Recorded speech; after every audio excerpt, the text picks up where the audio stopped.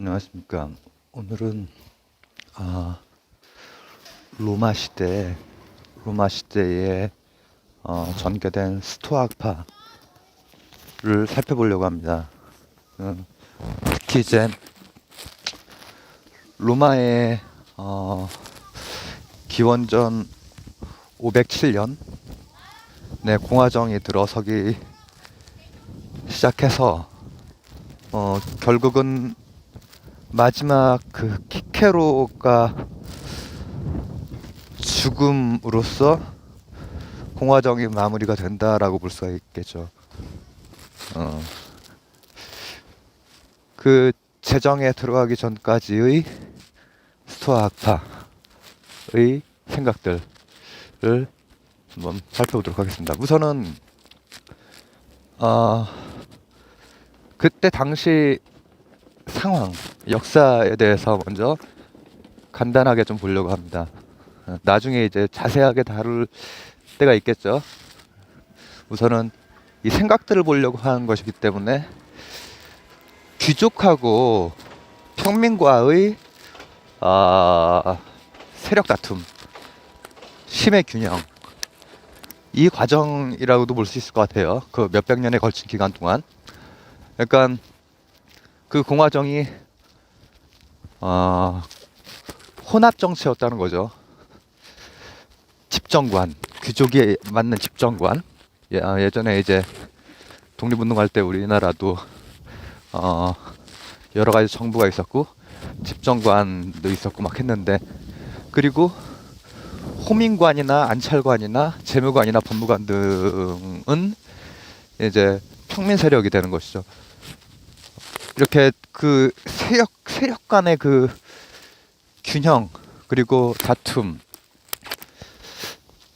조화, 마치 조선시대의 신권과 왕권, 왕권과 신권의 그 견제와 조화, 또 알력, 이것처럼.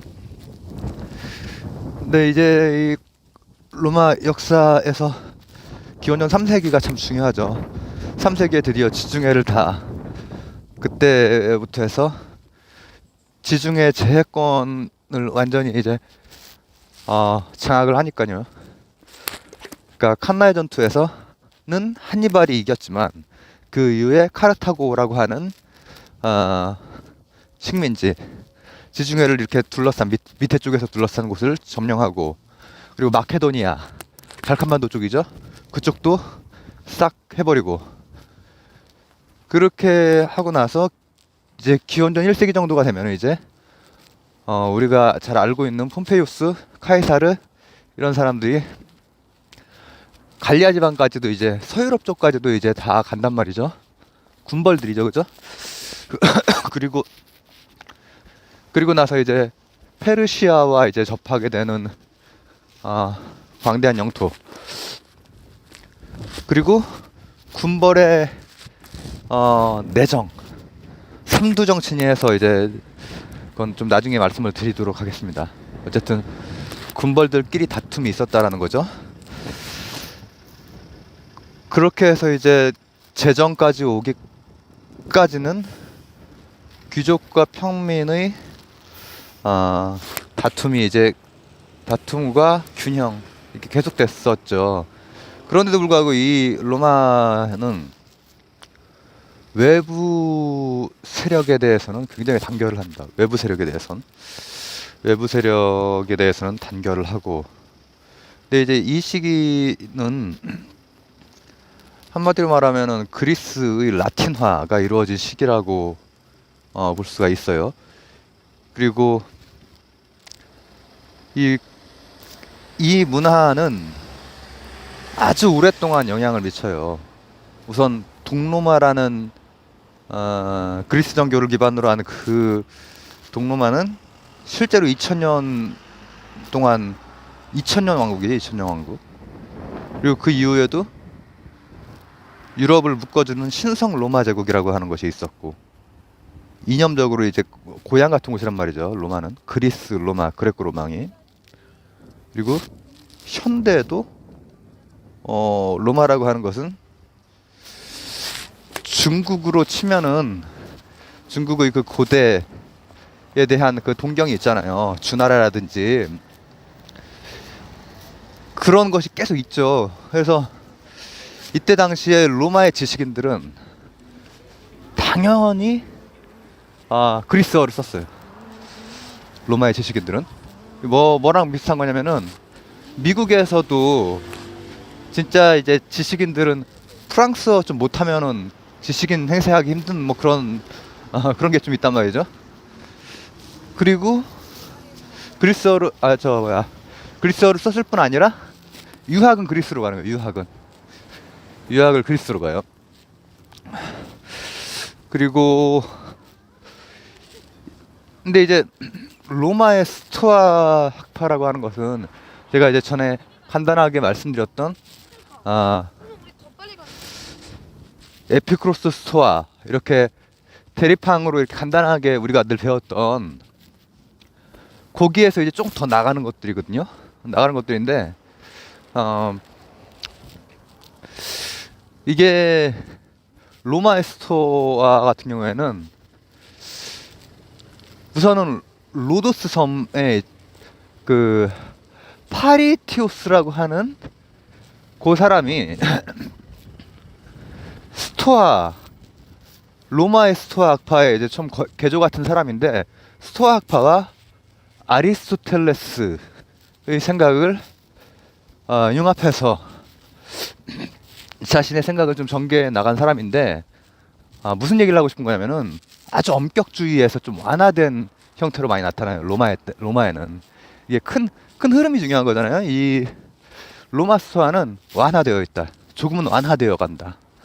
그리고 조금 이때 지식인들이라고 하는 것도 어떻게 보면은 굉장히 실용적인 되게 로마적인 생각을 많이 그런 베이스를 가진 사람들이거든요. 키케로가 아주 나중에 대표적이고 키케로는 좀 이따 설명하도록 하고요.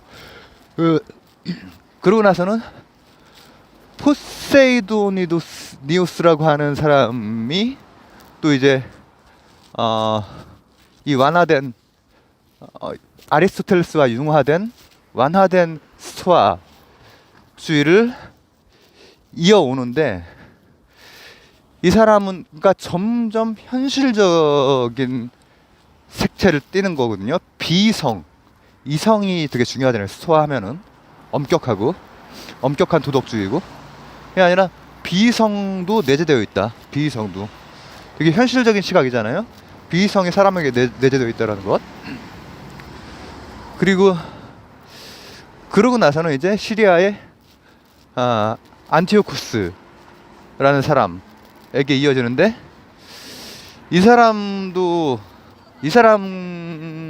이제 플라톤주의라고 말하는데 실제로는 이제 아리스토텔레스 영향이 또 이 사람도 커요. 그러니까는 또 현실적이라는 거죠. 또 현세적이고 또 실용적이고 지금 제가 실용적이라고 말씀을 드리는 것은 현대 철학 실용주의를 말하는 것은 아니고요. 그 당대의 스토아학파가 이제 완화되고 현실에 조금 더 적응되어 가는 모습. 그래서 결국은 키케로로 이어지는 이제 키케로 시대의 중요한 것은 뭐냐면 왜 이제 실용적이라고 말을 자꾸 하냐면 키케로라는 사람은 일단은 변호사예요. 법률가. 법률이 로마 시대에 굉장히 발달하거든요. 근데 이게 굉장히 실용적인 성격의 하나예요. 로마가 가진 실용적인 성격. 로마 하면은 생각나는 것이 길, 물길이건 도로건 길. 그러니까 수로와 도로가 굉장히 좋았고 그리고 법. 그래서 그리스 문화에 비해서 굉장히 실용적이다라는 얘기를 많이 하거든요. 근데 그 중에서 법을 다루던 사람이 키케로란 말이죠. 이 키케로라는 사람은 자연법이라고 하는 거 있거든요. 자연법. 스토아파의 자연법. 그리고 그 이후에도 많은 영향을 준 실정법의 준거가 될 수 있고 하는 그 자연법. 근대, 현대 계속 영향을 많이 주거든요. 근데 이 사람은